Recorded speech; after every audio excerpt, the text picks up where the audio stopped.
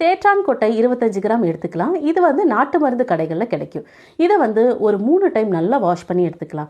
Wash பண்ணி எடுத்ததுக்கப்புறம் அதில் நம்ம காய்ச்சாத பால் சேர்த்து நல்லா அதில் ஒரு 3 மணி நேரம் ஊற வச்சு எடுத்துக்கலாம். நல்லா ஊறினதுக்கப்புறம் இதை பால்லேருந்து எடுத்து ஒரு தட்டுக்கு மாற்றி ஒரு நாள் முழுக்க வெயிலில் வச்சு காய வச்சு எடுத்துக்கலாம். இந்த கொட்டையை வச்சு தண்ணீரையும் சுத்தப்படுத்துவாங்க. அதோட லிங்க் கம்யூனிட்டி செக்ஷன்ல இருக்கும், பார்த்துக்கோங்க. பாருங்க, நல்லா காஞ்சாச்சு. இதை மண்பானையோ இல்லை இரும்பு கடையிலையோ போட்டு நல்லா வறுத்து எடுத்துக்கலாம். மீடியம் ஃப்ளேம்ல வச்சு நல்லா வறுத்துக்கலாம். நம்ம வறுபட்டது எப்படி கரெக்டான்னு செக் பண்றதுக்கு அதிலிருந்து ஒரு கொட்டையை எடுத்து இந்த மாதிரி லைட்டா தட்டி பாருங்க. தட்டுன உடனே இந்த மாதிரி உடையும். இப்போ நம்ம மிக்சியில சேர்த்து நைஸா பவுடர் பண்ணி எடுத்துக்கலாம். ஸ்டவ் ஆன் பண்ணி பாத்திரத்தை வச்சு 1/2 டம்ளர் தண்ணி ஊற்றி 1/4 ஸ்பூன் தேற்றான் கொட்டை பவுடரை சேர்த்து தேவையான அளவு வெல்லத்தையும் சேர்த்து ஒரு 2 நிமிஷம் நல்லா கொதிக்கட்டும். 3/4 டம்ளர் பாலை சேர்த்து கொதிக்க வைக்க வேண்டாம், சூடுபடுத்தினா போதும். வடிகட்டி சேர்த்தீங்கன்னா தேராத உடம்பையும் தேற்றக்கூடிய தேற்றான் கொட்டை காஃபி சூப்பரா ரெடி. பால்ல ஊற வச்சு எடுத்தனால சுவையும் மனமும் நரசூஸ் காஃபி மாதிரியே இருக்கும்.